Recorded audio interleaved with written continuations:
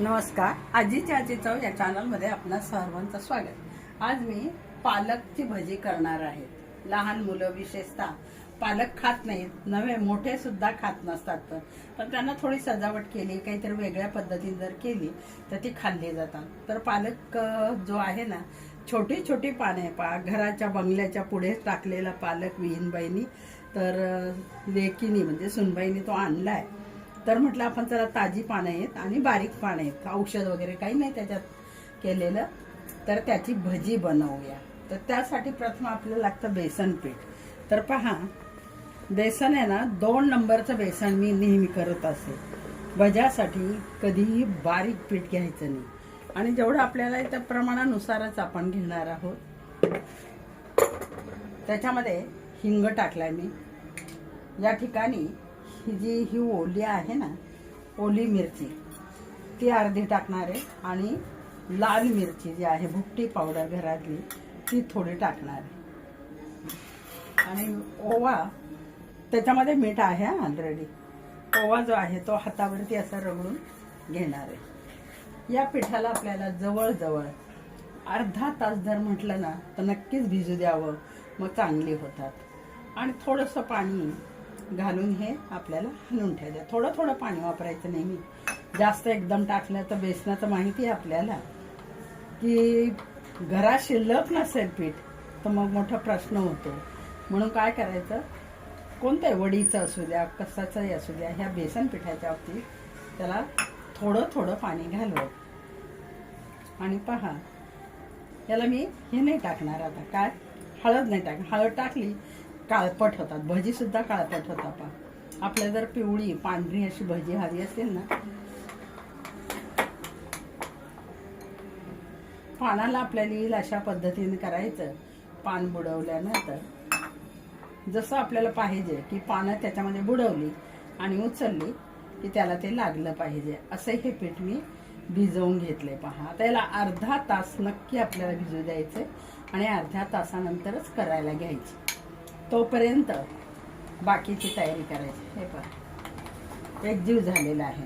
त्याच्यात मी सोडा टाकणार नाही, दरवेळेस सोडा आपण टाकतो, परंतु घाईघाई करायची असेल तर टाकायचं। इथे आपल्याला थोडा अवधी आहे, तेल आणलेले आणि ते तापत ठेवणार आहे। थोड्या वेळाने तापत ठेवूया आपण त्याला। आणि ही पाही पानं खूप सुंदर आहे, धुवून घेतलेली इथली अशीच पानं त्याच्यात बुडवायची आणि तळायची। आणि दुसऱ्याही पद्धतीने करता येतात आपल्याला, ती पण मी करणार आहे 1-2 घाणे। ही पानं जी आहेत ना ती बारीक चिरायची कोथिंबीर सारखी, आणि तशी पण होतात। तर चला, तर मग यांना आता अर्धा तास या पिठाला भिजू दे आणि मग नंतर करू। हे पहा, कढई ठेवली मी, कढईमध्ये तेल टाकलेले, तेलाला ताव येऊ दिलेला आहे, तापले तेल जरा। आता ही जी पानं आहेत ना, ही अशी धुवून घेतलेली पानं आहेत, ती आपल्याला ह्याच्यामध्ये बुडवायची आणि टाकायचे। अर्धा तास पिठाला चांगलं भिजून दिलेले। आणि आता एक फक्त सुरुवातीला आपण काढून पाहायचं। हे पहा, मुद्दाम दांडा ठेवलेला आहे त्याला, तसा तापले आता तेल चांगलं।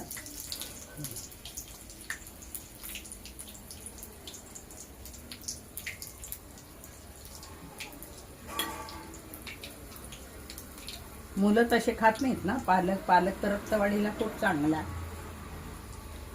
व जीवनसत्व भरपूर असणार आहे। हे पालकची भाजी, पालेभाजीमध्ये नंबर 1 की म्हटलं तरी चालेल। आणि पहा, देठा मुद्दाम मी ठेवलेली आहे त्याला, ती कुरकुरीत होतात। कोवळी देठे औषध नसलेली अशी ती आहेत। पहा, पानाला कुठलेही मिळालं नाही, ओरिजिनल आहे। वर मी टेरेसवर बनवते ना, तिथे अशा प्रकारचं कुठलंही नाही। फारच झालं तर हळदीचं हिंगाचं पाणी टाकायचं। महत्वाची टीप की याला आपण हे नाही करायचं, काय ताव आल्याशिवाय टाकायचे नाही। पहा, टम्म फुगलेले आहेत। भिजून द्यायचं, अर्धा तास भिजल्याशिवाय कधीही भजी काढायची नाही। जेव्हा आपण घाई काढतो ना, त्यावेळेला तुम्ही सोडा भले टाका त्याला, पण याला मी खूप घोळलं आणि थोडंसं गरम तेलही त्याच्यामध्ये टाकलेलं आहे।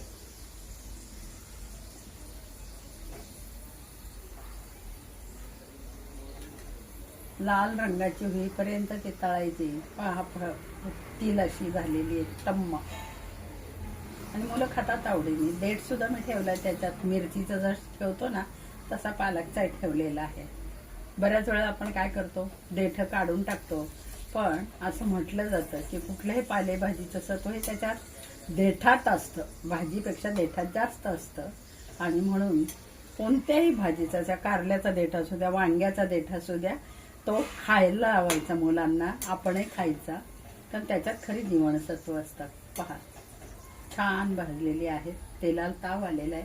ते कढई कमी करते मी आता, आणि पहिला घाणा काढलाय पाणी.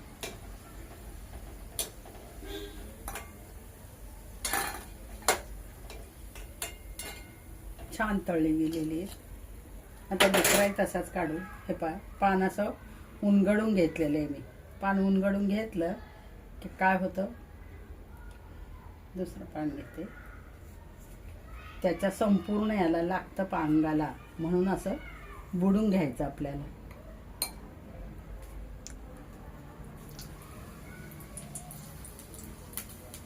इथे जे घेतो ना आपण ते कडक असतात. पहा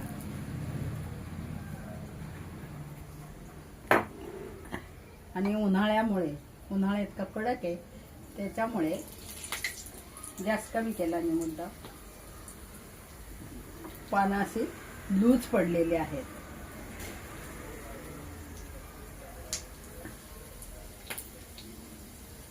लग्नात वगैरे बनवतात किंवा गाड्यांवरती आपल्याला पाहायला मिळतात पालकची भजी, पण घरी बनवलेली काही चव औरच असते. तेलही आपलं स्वतःचं घरचं असतं, आणि म्हणून शक्यतो आपण बाहेरचं खाण्यापेक्षा अशा प्रकारे, मी तुम्हाला सांगितलं की याच्यामध्ये आता गॅस थोडा मोठा केलाय. देठ सुद्धा मी तसाच ठेवलेला आहे.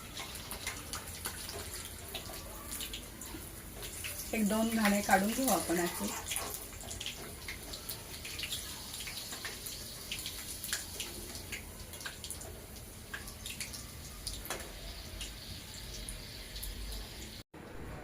हे पहा, शेवटची पानं बारीक बारीक राहिली होती, ते धुवून चिरून घेतलेली मी, आणि ह्याच्यामध्ये कालवली. अशी पण करू शकता तुम्ही. त्याच्यात पानं जास्त पीठ कमी असं केलेलं आहे, आणि त्याच्यात एकच पान असतं. पहा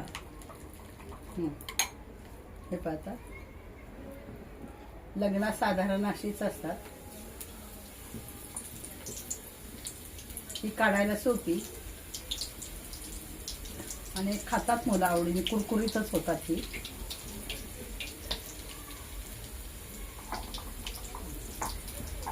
तर अशी आपण करू शकतो. चिरायची बारीक कोथिंबीरी सारखी, जरा थोडी मोठं ठेवायचं, आणि हे पाहिजे काढायला सोपी जातात ही अशी. पण ही मात्र आपण पानासकट तळलेले. हे जे देठ आहे ना, हा कुरकुरीत लागतो. मोडलं तर कटकन लक्षात येईल तुमच्या, लगेच मोडला जातो. तर तुम्ही नक्की करा या पद्धतीनं, कोणत्याही पद्धतीने करा, चिरून करा किंवा पानं याच्यात बुडवून करा. फक्त पीठ अर्धा तास भिजू द्यायचा, आणि बेसन पीठ नेहमी महत्वाचे टीप 2 नंबरचं पीठ म्हणतात तसं असावं.